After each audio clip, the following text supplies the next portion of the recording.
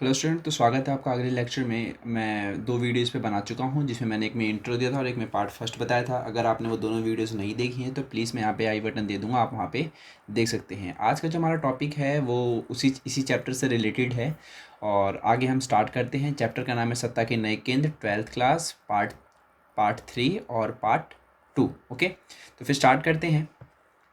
आज का क्वेश्चन है कि आसियान समुदाय के प्रमुख स्तंभों का वर्णन कीजिए। पिछली वीडियो में मैंने आपको बताया था कि जो आसियान है वो क्यों बना था और और कब बना था। ठीक है, इस वीडियो में या फिर इस क्लास में आज हम ये पढ़ने वाले हैं कि जो आसियान समुदाय है ना, उसके प्रमुख स्तंभ क्या हैं। स्तंभ का मतलब क्या है, पिलर्स क्या हैं, आखिर ये काम किस तरीके से करता है, फिर किन किन चीज़ों पर काम करता है। तो इसके 3 पिलर हैं जो कि बहुत ही मेन है या फिर इम्पॉर्टेंट है। पहला हम पे आता है कि आसियान सुरक्षा समुदाय। ठीक है, तो स्टार्टिंग में ही आपको पता है कि जो आसियान है ना, इसके कितने देश हैं इसमें, वो है 10। कितने? 10। तो इन 10 देशों के लिए एक समुदाय कौन सा बना है, आसियान सुरक्षा समुदाय, जिसका मतलब क्या है कि 10 देशों के बीच, कौन से 10 देश जो आसियान में हैं, उनके बीच हमें करना है, जो सैनिक टकराव है ना उसको हमें रोकना है। इनमें जो लड़ाई झगड़े होते हैं उनको रोकने के लिए ये समुदाय बनाया गया था।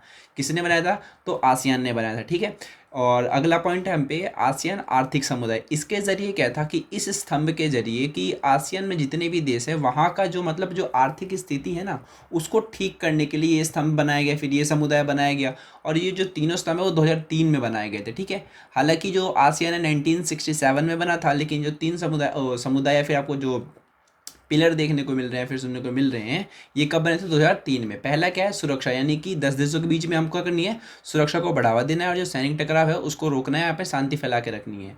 इसके अलावा क्या है? आसियान आर्थिक समुदाय। इसके जरिए क्या है कि यहाँ पे इंडस्ट्रीज लगानी है, व्यापार को बढ़ावा देना है और एक साझा बाजार तैयार करना है, ताकि देशों के बीच कौन से देश जो इसमें 10 देश हैं उनके बीच व्यापार हो सके, या फिर ये जो देश हैं वो आगे बढ़ सकें, या फिर जो इनकी आर्थिक स्थिति है वो ठीक हो सके।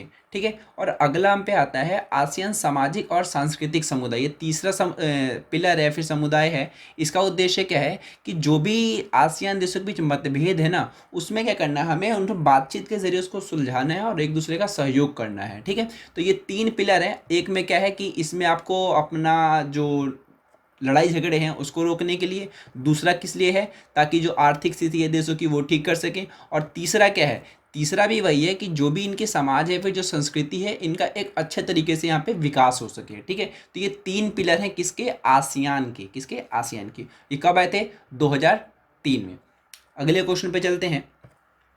अगला क्वेश्चन है कि चीन की आर्थिक अर्थव्यवस्था का वर्णन करो जिससे 1970 के बाद चीन ने अपनी अर्थव्यवस्था में नीतिगत परिवर्तन लाए। ठीक है, अब देखिए क्वेश्चन क्या है कि जो चीन है ना, मैंने आपको स्टार्टिंग में यानी इंट्रो वाली वीडियो में बताया था कि हमें बहुत सारे देशों के बारे में पढ़ना है, क्योंकि वो बहुत बड़ी पावर बनने जा रही है। ठीक है, तो उनमें एक नाम हमारे पास चीन था। तो जो चीन है 1970 के बाद इसकी जो इकोनॉमी है ना, बहुत जल्दी जल्दी से बढ़ने लग गई थी। तो वही उन्हीं कारणों के बारे में पूछा गया कि 1970 के बाद आखिर चीन में ऐसा क्या हुआ कि जो उसकी अर्थव्यवस्था है, फिर जो उसकी इकोनॉमी है, फिर जो उसके देश की पावर है वो बढ़ने लगी। ठीक है, तो उन कारणों पे हम बात करेंगे। ये क्वेश्चन जो है 6 मार्क्स का आपके एग्जाम में देखने को मिल सकता है, जिसके मेरे पास 6 पॉइंट है, वो आपको मैं समझाना चाहूँगा। ठीक है, पहला कौन सा है हमारे पास कि एकांतवास की नीति। एकांतवास का मतलब क्या था ना कि 1972 में चीन ने अमेरिका से अपनी जो दोस्ती थी वो बढ़ाई थी। पहले उसकी दोस्ती नहीं थी, किससे? अमेरिका से दोस्ती नहीं थी, लेकिन 1972 में इसने अपनी दोस्ती किससे करी?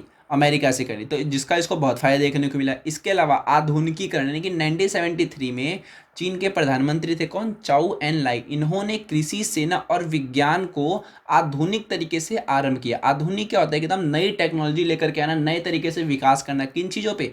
कृषि, सेना और विज्ञान पे। ये कब हुआ था? 1973 में। उसके बाद क्या था? खुले द्वार की नीति। खुले द्वार की नीति का मतलब ओपन डोर पॉलिसी। इसके तहत क्या था कि 1978 से चीन में विदेशी पूंजी को बुलाया गया था, यानी कि बाकी देशों को बोला गया था कि आप चीन में आइए और इन्वेस्ट कीजिए। ठीक है, इससे क्या होगा कि चीन की इकोनॉमी बढ़ेगी।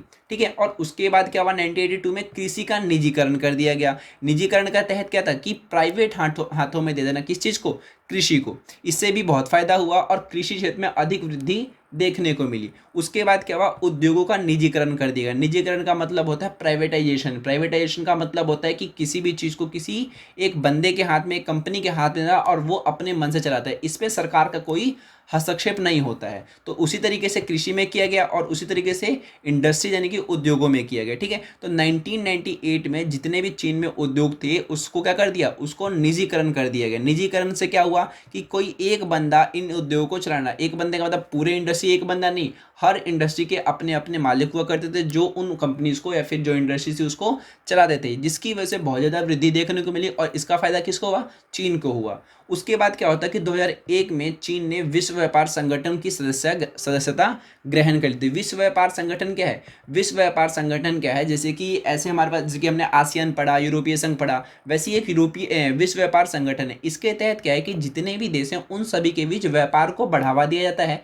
या फिर जो भी उनके बीच बैरियर आते हैं ना व्यापार को रुकने के, उसको सॉल्व करता है कौन, विश्व व्यापार संगठन। तो चीन ने 2001 में विश्व व्यापार संगठन में सदस्यता ले ली थी, जिससे इसके आर्थिक विकास को बहुत ज़्यादा बढ़ावा मिला। ठीक है, तो ये 2 क्वेश्चन आज की क्लास के लिए हैं जो कि काफ़ी हैं।